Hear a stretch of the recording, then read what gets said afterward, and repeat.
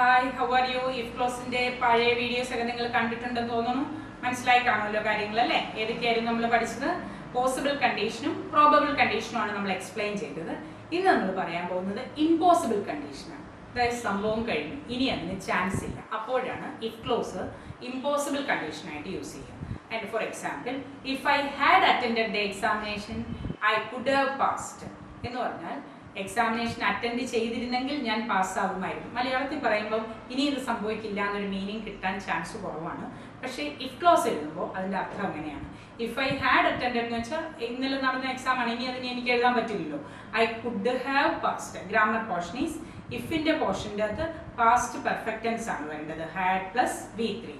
If she had asked me, എന്നോട് ചോദിച്ചിരുന്നെങ്കിൽ, ചോദിക്കാനുള്ള സമയം കഴിഞ്ഞു പോയി, അപ്പോഴാണ് if she had asked me I could have cleared it, എനിക്ക് പറയാൻ പറ്റുമായിരുന്നു. കുഡ് എന്നുള്ളത് സ്ട്രെസ് ചെയ്ത് പറഞ്ഞു. Could, might, should or would ഇതുപോലത്തെ എക്സ്പ്രഷൻ പ്ലസ് പെർഫെക്റ്റ് ആണ്. അതുകൊണ്ട് മെയിൻ ക്ലോസിലും ഹാവ് പ്ലസ് V3 ആണ് എഴുതുക.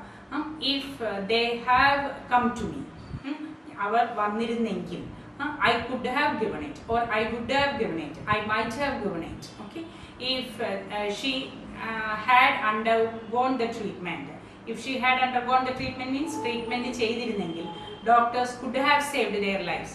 ട്രീറ്റ്മെന്റ് ചെയ്തില്ല, ഒന്നും സംഭവിച്ചില്ല, ഡോക്ടറിന് സേവ് ചെയ്യാനും പറ്റിയില്ല. അപ്പോഴാണ് പറയുന്നത് if she had undergone the treatment doctors could have saved their life or would have saved her life. Like that. അപ്പം ഇത് ഇമ്പോസിബിൾ കണ്ടീഷനാണ്.